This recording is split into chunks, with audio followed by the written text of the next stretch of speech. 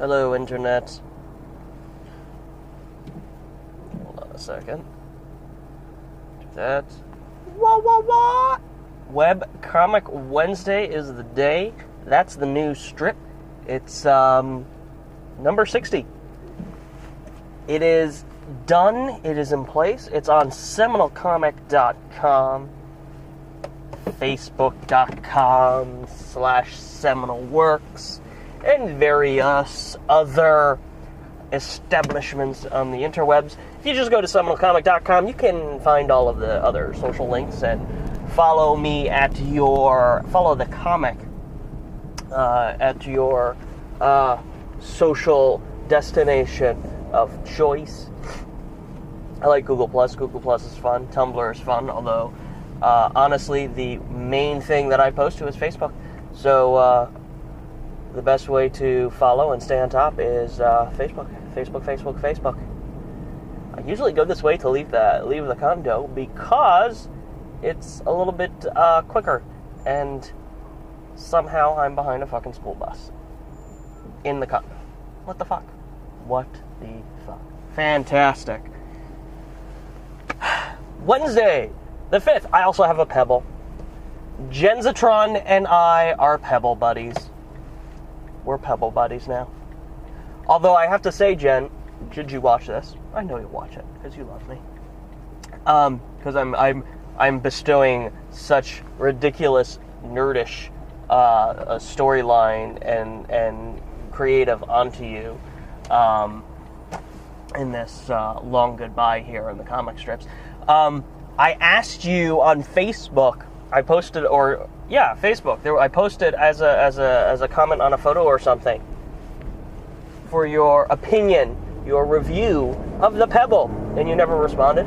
I could have been a little bit more direct, I suppose. I could have been a little bit more post a comment on your timeline or something, or a message to you. So that part is my fault, but you still never responded, and I had to buy the Pebble sans your review. But nevertheless, I do have it. Basically, the coolest thing about it is this vibrating notification on your wrist. Because I like to leave the phone. Usually, the phone stays on silent, on vibrate. But it's also nice to now put it on silent altogether, and then just get the notifications on the rest. I like that. That's cool. I think the music control feature is neat, although I haven't yet had an opportunity to use it. I think I'd use it in the car. That's the target place, although I've been listening to podcasts recently in the car. I've just been burning through podcasts. And of course today, I'm not listening to music. I'm talking to camera. But yeah, it's Webcomic Wednesday. Please check out the comic. Share it if you like it. I know I'm losing a lot of people right now. I don't know if I'm losing them, because it's not like people are unsubscribing on Facebook. But just their attention, I'm definitely losing them with the storyline. But there's one more. There's one more after today, and I will say this about the last one. It has absolutely nothing to do with Doctor Who. The last one is the actual God's honest truth goodbye. Jen leaves. And it's all been a build-up to that. So, the thing is, I originally wrote this as one strip. But it was going to be it was still going to be a massive strip. So I think that when it's all said and done and people look at it in its entirety, even if you're not a Doctor Who fan, it'll still make a lot more sense when you read it all in its entirety. Stuff. Whatever. But yeah, there's got to be a couple of Doctor Who fans Doctor Whoing your goodbye. I like that idea. It was a funny idea. Instead of just saying goodbye, she runs down the most recent. She goes through the most recent regeneration goodbyes. Instead of just saying goodbye, Jordan and Sam, she says all the things the doctor says as his goodbye before he regenerates. It's fucking hilarious. And if you guys don't get it, well, that's your loss. Alright, moving on. I got new glasses last night, and they are really cool. It sucks that I had to get new glasses because it's barely been a year. Has it been? Yeah, a year? You know what? I keep saying it's been a year, only been a year, but it hasn't. It's been almost 2 years. Maybe it's not that bad. That takes the sting out a little bit. I spent $800 last time I was at the on eyeglasses last time. So no, it's almost been 2 years. These new, they're black matte frames. My primary glasses, they're going to be sweet, and they fit good. Like, these glasses do not fit. That's why I have nose pads on them. So these glasses, they're a new look coming. A new look. Hand-tied, baby. New glasses, and I'm shopping cameras. I'm shopping cameras because the time is coming very soon. So we were at Costco, and so I looked at, like, Rob is recommending Rob uses the T3i. So he recommends that, and I'm like, well, I could probably. I mean, I can get whatever I want. Of course, I don't want to spend more than I have to. But I'll tell you what. So the ones that I looked at a couple of Nikons, which I'm not too interested in. What I want is a camera that falls, because my current camera is the Canon SX40, and I want something that will, is a natural evolution to that. So, control-wise and design-wise, control-wise basically. So I understand what I'm doing. The learning curve will be minimum, and that's why the Nikons. I think you get higher megapixel counts, which I would assume translates into higher quality pictures on Nikons for the price. So there's a better megapixel value there, but the Canons are just, I think, are a better bet for me. So they didn't have the T3i, but they did have the T5i, which is the current version of that consumer digital SLR. And it looked nice. It was nice to hold. It was nice to play with. There's this one little feature, you see it in the movies, you see it on TV shows, that is it a rack zoom? It might be a rack zoom, but that fast zoom, where you're boom, boom, that fast zoom, I think it's a rack zoom. No, it's a rack, I'm thinking of a rack focus, which might be the same thing, rack zoom, I don't know, but you know what I'm talking about. And the only way that's achieved is with that zoom lens that you actually just whip around, you flip around, so it's, that's achieved through the digital SLRs, or with a camera, a video camera with a real lens that you have full manual control over. So I played with that, and I also played with the 70D, which is a far more professional grade Canon camera. It's bigger, and it has a little digital and display on the top of it with numbers and hieroglyphics and stuff. And the video on that looked really good, like based on what I saw on the screen. And the screen is also a capacitive touch screen. It's definitely super, super high end. It's definitely that's definitely the luxury. That's the MacBook, the high end MacBook Pro of production cameras here. I really liked the way the video looked on that. It looked better than the T5i, although that could have just been some wibbly wobbly settings or whatever. I don't know.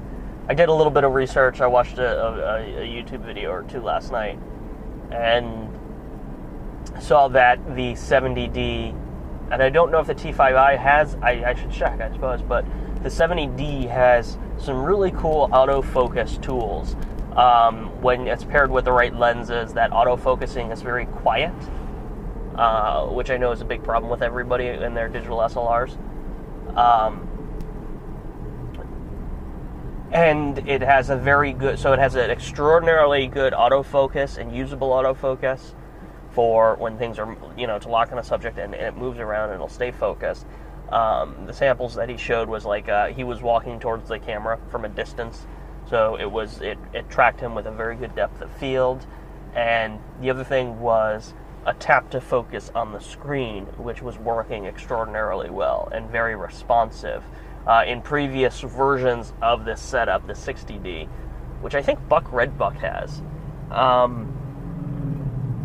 the autofocus would hit the focus spot, go a step further, and then backtrack. So it always looks like it's autofocusing.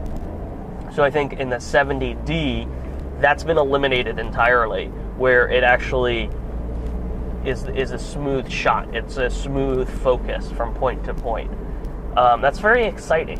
So anyway, the Costco packages all come with like 2 lenses, the bag, a memory card, the whole 9 yards. But T5i, $950. The 70D, $1,500. They're expensive cameras, especially when I'm looking at when the T3i is at like $509, but that's just the body and a lens. Or the other contender really would be the SL1. The Canon SL1 they're compact. I think it's kind of like, it's comparable to the T5, the TI line, the T line, just compact.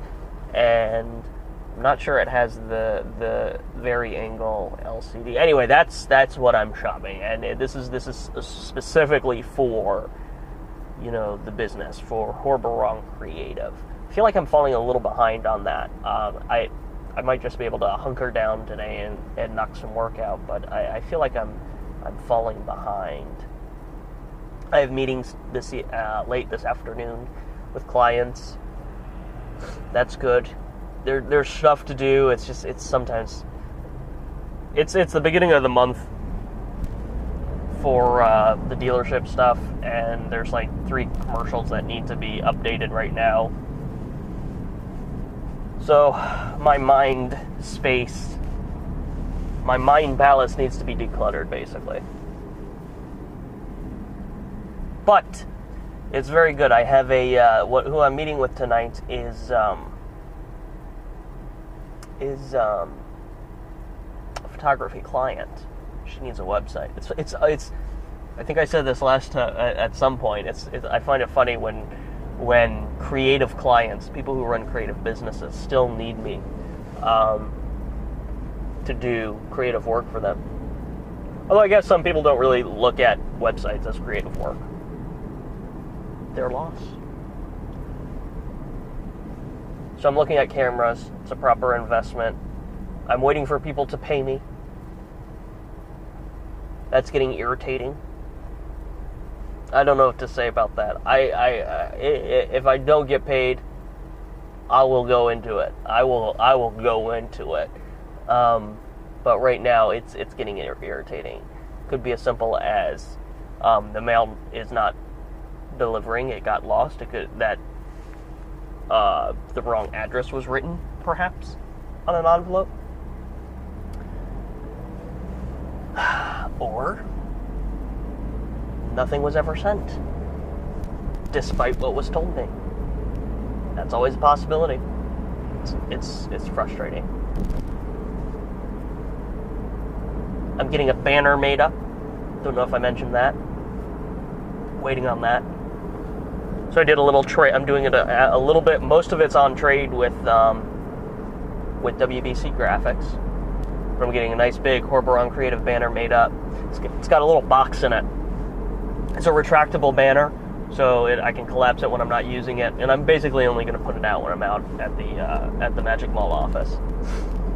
So the vendors who come within the vicinity know that I'm in the office, and it has all my credentials and like contact and website and yada yada yada on it. It has a little white box on it that I can pencil in with a dry erase marker that I'm there from like 4 to 6 p.m. or whatever. If the dry erase marker doesn't work, I'll have like a piece of white Velcro, because it's a white banner, like my business card, and just Velcro like a little sign or something on there. The doctor is in. So I guess the last thing to talk about is the fact that the condo is officially on the market. As of this morning, as of last night, people were looking at it, and my condo here in Winter Park, Orlando, it needs to be sold. We're done with it. We need to move. We need to upgrade, and I just want it all done already, because keeping your home ready to be viewed at any moment is certainly exhausting. And we barely even started, and I'm already exhausted. I was exhausted by the anticipation, the preparation for the anticipation of keeping the house ready to be viewed at a moment's notice. It's no bueno.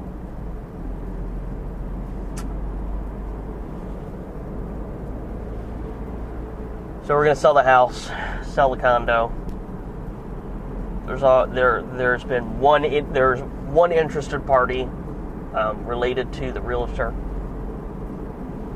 That's really neither here nor there. It's I don't know. I think it's worth getting excited about. I don't know if it's substantial or not, but new items on the MLS are always interesting and exciting because they're new. So who knows? Maybe within the first week we'll get an offer. That'd be awesome. On the other hand, maybe nothing happens for a month or 2 months. And then I don't know what to do.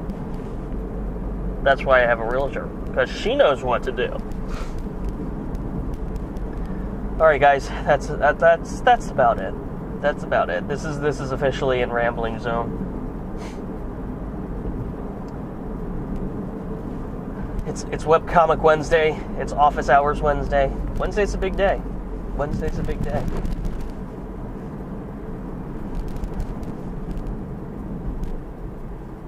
Awkward, sexy pause.